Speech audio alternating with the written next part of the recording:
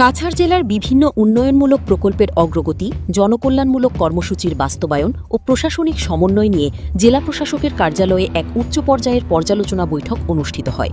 বৈঠকে উপস্থিত ছিলেন অভিভাবক মন্ত্রী কৃষ্ণেন্দু পাল, মন্ত্রী কৌশিক রায়, সাংসদ পরিমল শুক্লবৈদ্য, জেলা প্রশাসক, পুলিশ সুপার, বিধায়ক এবং বিভিন্ন দফতরের শীর্ষ আধিকারিকরা। বৈঠকে চলমান প্রকল্পগুলির দ্রুত বাস্তবায়ন এবং সরকারি পরিষেবা আরও কার্যকরভাবে মানুষের কাছে পৌঁছে দেওয়ার উপর গুরুত্ব দেওয়া হয়।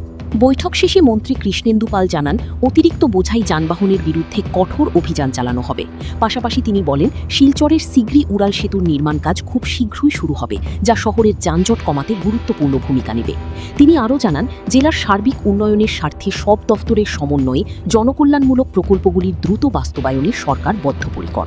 আসাম প্রাইম নেটওয়ার্কের প্রতিবেদন। আজকে প্রথম গার্জিয়ান মিনিস্টার হিসাবে মাননীয় মুখ্যমন্ত্রী মহোদয় আমাকে কাছাড় জেলার দায়িত্ব দিয়েছেন। তো আজকে আসলাম এবং প্রথম রিভিউ মিটিং হয়েছে প্রত্যেকটা ডিপার্টমেন্ট, বিশেষ করে কমিউনিকেশন, 4 লেনের রাস্তা, পিডব্লিউডি রাস্তা, ব্রিজ, তারপর health department, education department, revenue department, transport department, প্রত্যেকটা ডিপার্টমেন্টের আমরা আজকে রিভিউ মিটিং হয়েছে, আলোচনা হয়েছে। এবং বিশেষ করে বিল্ডিং সেক্টর ও পিডব্লিউডি সেক্টর অনেক ভালো কাজ করছে, কিন্তু আমাদের ক্যাপিটাল পয়েন্ট টু রাঙ্গিরখাট, এটা যদি আগামী করলো আমাদের মাননীয় বিধায়ক ডক্টর রাজদীপ রায়কে সঙ্গে নিয়ে কাজ যাতে শুরু করে, আমাদের রাজদীপ গোয়ালা উদারবন্দ দুইজনের এরিয়া যাতে খুব সুন্দর করে কাজ হয়। যেটা পিএইচি পোর্টাল ছিল, পিএইচি লিক ছিল, এটাকে আমরা লিক গুলা মারা হয়েছে, এখন কোনো ধরনের লিক নেই। এখন কাজটা যাতে ভালো করে করা হয়, কারণ শহরের নাগরিকরা যাতে শান্তিতে চলাফেরা করতে পারেন, তার কারণে ব্যবস্থা নেওয়া হয়েছে। সেটা কি প্যাচওয়ার্ক হবে না নতুন রাস্তা হবে? ভালো করে রাস্তার কাজ হবে। এবং সব থেকে বড় কথা, যে আজকে আমরা একটা টাস্ক ফোর্স গঠন করা হয়েছে, এটা under the chairmanship of DC, SP, GST, excise, forest, সব যেসব ডিপার্টমেন্ট গুলাকে ট্রান্সপোর্ট নিয়ে যাতে ওভারলোড চেক করা হয়। যদি কোনো ধরনের ওভারলোড গাড়ি থাকে, এই গাড়ির সঙ্গে সঙ্গে ফাইন কেটে সিজ করা হয় মাল, এবং গাড়ির ফাইন কাটা। কারণ এই যে পাথরের গাড়িগুলা, তার আমি যারা দেখেছি দিগর খাল দিয়ে যে গাড়িগুলো আসছে, এই গাড়িগুলোর মধ্যে যে ক্যাপাসিটি তার থেকে ডবল মাল নিয়ে আসছে, যার কারণে রাস্তার অনেক ক্ষয়ক্ষতি হয়। আর বর্ষার দিনে যাতে এটাকে পুরো ভালো করে দেখা হয়, বা প্রত্যেকটা ক্ষেত্রে ফরেস্ট ডিপার্টমেন্টে ইলিগেলি যদি কোনো ধরনের সমিল থাকে, কোনো ধরনের মিল কেউ করেছে, গাছ কাটার, গাছ এখানের মধ্যে করা হয়, তাহলে এটা বন্ধ করার জন্য, সিজ করার জন্য নির্দেশ দেওয়া হয়েছে। ঠিক সেইভাবে এক্সাইজ ডিপার্টমেন্ট, প্রত্যেকটা ডিপার্টমেন্ট যাতে সক্রিয়ভাবে একটা টিম হিসাবে কাজ করা হয়। কারণ আমাদের বরাক উপত্যকার প্রত্যেকজন নাগরিকের মাননীয় মুখ্যমন্ত্রী ডক্টর হিমন্ত বিশ্ব শর্মা মহাশয়ের উপর অনেক আস্থা এবং বিশ্বাস, যার কারণে আমরা যাতে সবাই মিলে একটা টিম হিসাবে সুন্দর বরাক উপত্যকা গঠন করা যায় এবং উন্নয়ন হয়, তার কারণে ব্যবস্থা নেওয়া হয়।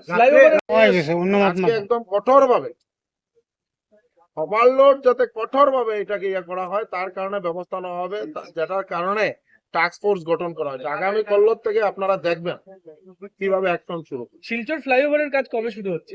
শিলচর ফ্লাইওভারের কাজ আমার সতীর্থ মন্ত্রী কৌশিক রায় মহাশয় গত করলেও বলেছেন, আজকে আমি বলছি, খুব শীঘ্রই কাজ শুরু হবে। Machineries already on the way, এবং শহরের উপর ফ্লাইওভারের কাজ খুব তাড়াতাড়ি সম্পন্ন শুরু হবে।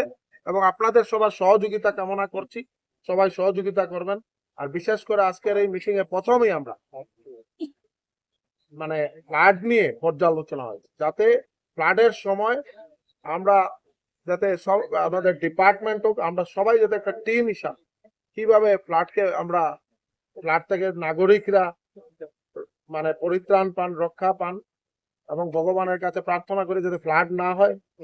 তারপরও যদি ন্যাচারাল ক্যালামিটিস ফ্লাড যদি হয়, এটাতে আমরা এটার থেকে বেরিয়ে আসতে পারি, তার কারণে কি কি ব্যবস্থা নেওয়া হয়েছে এটার জন্য থরলি আলোচনা পর্যালোচনায় উঠে এসেছে। এবং এইটা মিডিল পয়েন্ট থেকে হচ্ছে, এটা যাতে from the opening point to ending point পুরো গার্ডওয়ালের কাজ হয়, ভালো করে হয়, তার কারণে আমরা সিদ্ধান্ত নিয়েছি।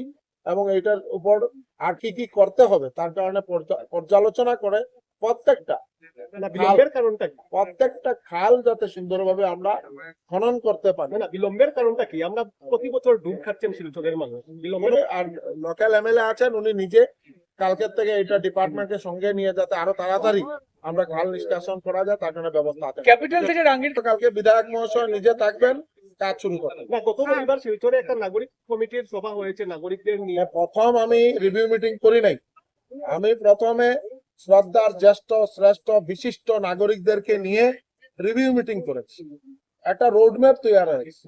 ওনাদের মনের যে আবেগ, যে কথা, এইটাই আজকে এই মিটিং এ ওই রোডম্যাপ মতো কাজ শুরু হয়েছে।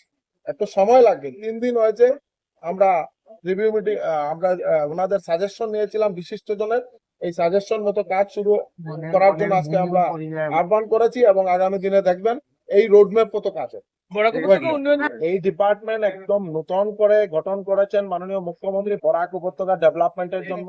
গত বছর 100 কোটি টাকা স্যাংশন করা হয়েছিল, কিন্তু আমাদের অ্যাডমিনিস্ট্রেটিভ অ্যাপ্রুভাল প্রসেস করতে করতে এটা সময় লেগেছে, যার কারণে ওই টাকা এক্সপেন্ডিচার করা যায়নি।